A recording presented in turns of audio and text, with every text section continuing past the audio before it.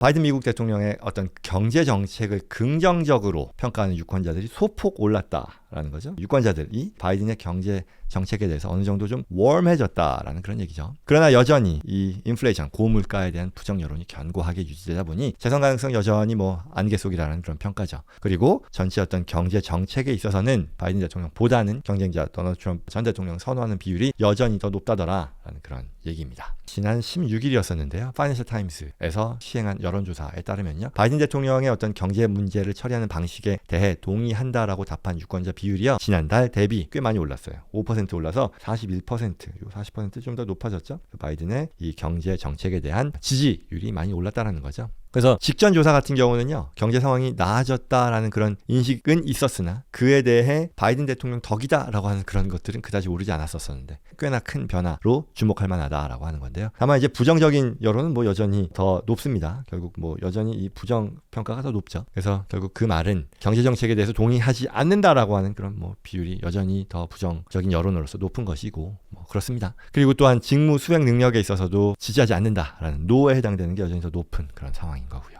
그래서 결국 그 말은 많은 유권자들이요 고물가에 따른 생활고에 시달리고 있어서가 아니겠느냐라는 그런 해석을 보이고 있습니다. 자, 그러면 이게 뭐가 문제냐라는 것에 대해서 이 인플레이션이라던가 아니면 이런 지금 현재 상황에 대해서 미국에 돌아가는 그 상황에 대해서 뭐를 가장 문제로 생각하고 있는지에 대한 국민들의 인식일 텐데요. 이에 대해서는 이 응답자 중 5명 중에 4명 거의 뭐 절대 다수죠. 인플레이션을 그들이 가장 스트레스 받게 하는 요인으로 꼽았다라고 합니다. 뭐 구체적으로는 이걸 greedflation, 탐욕이죠. greed라고 하면. 그리고 인플레이션 합성어일 텐데요. 이건 얘기하는 것은 특히 이 인플레이션이라는 것이 가장 크게 국민들에게 영향을 미치는 그런 것은 결국은 이 생필품인 거잖아요. 소비자 물가잖아요. 그래서 소비재, 식품, 뭐 생필품을 하는 그런 기업들 이 과도하게 이윤을 추구하다 보니 이러한 꼭 필수적인 그런 생필품, 식재료 값들이 널뛰는 그런 현상을 지칭한다. 이게 greedflation이라고 부른다고 하네요. 그게 첫 번째고요. 그다음에 이제 유가 상승에 대한 부담감. 그렇죠. 최근 이제 중동 지역에서의 긴장, 이스라엘, 이란 고조되면서요. 국제 유가가 지금 지난 6개월 새 최고치로 뛴 상태죠. 그러니 결국 여기 서베이에서 대답을 하는 그런 사람들, 휘발유, 가스 프라이스가 자신의 재무 상태에 영향을 줬다라고 응답한 비율이요.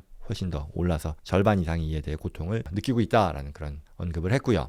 실제로도 휘발유 가격이 연초 대비 15% 이상 전국적으로 올랐거든요. 그러면 CPI가 올라간 거에 비해서 훨씬 더 높은 거고 결국 CPI 지수를 올리는 데 기여했다라고 할 수 있는 거죠. 3.5% CPI였었으니까요. 그런데 이렇게 안 좋은데 그러면은 바이든에 대한 어떤 지지 내지는 바이든의 경제 정책에 대해서는 왜 이거를 또 너그럽게 보느냐라는 그런 또 얘기를 할 수 있을 텐데 답은 이렇다는 거죠. 인플레이션에 대한 유권자들의 우려는 예전과 같지만 바이든에 대한 비난이 덜해졌다라는 것이고 왜냐라고 하면 이게 해석은요. 뭐 이게 맞는지 모르겠어요. 이 여러 언론들의 해석은 국민들이 앞서 그 greedflation이라는 얘기도 했던 것처럼 인플레에 대한 책임을 어떤 정치 지도자들에 대한 어떤 문제 의식이라는 것으로 돌리기보다는 이 기업들 측에 어떤 책임을 묻는 게 더 크다라는 것이기도 하고요. 뭐 정부도 최근 뭐 이런저런 얘기를 하면서 이런 물가 상승의 책임이 어떤 탐욕스러운 어떤 기업들에 있다라고 뭐 발언을 했었다라는 거죠. 그래서 이게 바이든의 문제라기보다는 기업 전체의 그 어떤 욕심? 에 대한 탐욕에 대한 것으로 돌린다라는 그런 얘기겠죠.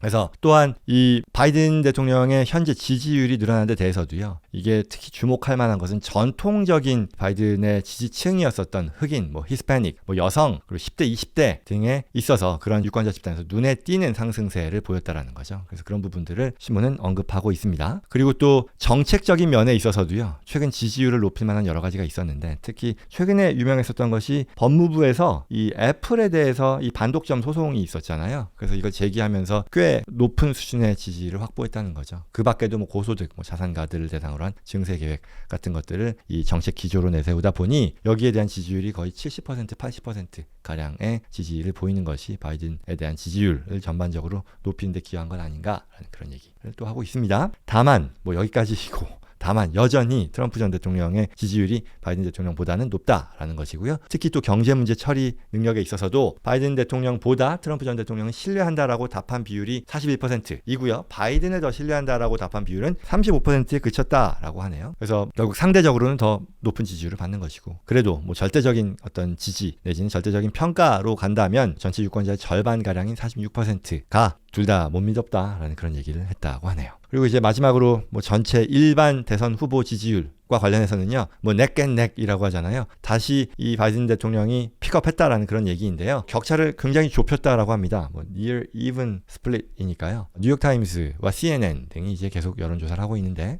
양자 대결 지지율이요. 트럼프 전 대통령 46%, 바이든 대통령 45% 오차범위 안이었다라고 합니다. 지난 2월 말에 한 거는요. 같은 조사에서 차이가 꽤 많이 났었거든요. 트럼프 48, 바이든 43이었었으니까요. 여기서도 이러한 어떤 배경이 되는 것은 전통적인 민주당 지지층의 지지가 높아졌다라는 것.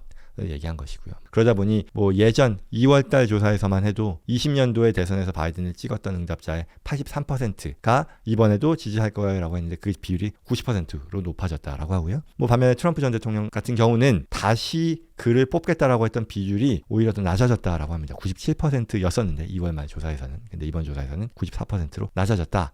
하는 거죠. 그래서 결국 뭐 지지층에게 다시 집중하는 그런 선거운동이 되지 않을까라는 그런 예상을 했다라고 합니다. 참고로 뭐 외교 관련해서도 트럼프 전 대통령이요 바이든 대통령보다 더 높은 점수를 받았는데요. 최근 이스라엘, 이란 어떤 전쟁, 이런 분쟁으로 인해 시끄러운데요. 바이든 정부의 어떤 우크라이나 그리고 또 중동 전쟁의 대응을 긍정적으로 평가했던 비율이 굉장히 낮았어요. 36%였었다라는 거죠. 아무튼 그렇습니다. 이 대선이 이제 11월이죠. 금년 7개월이 채 남지 않은 그런 기간일 텐데요. 어떻게 되든지 뭐 미국에 큰 변화가 있을 것이고요.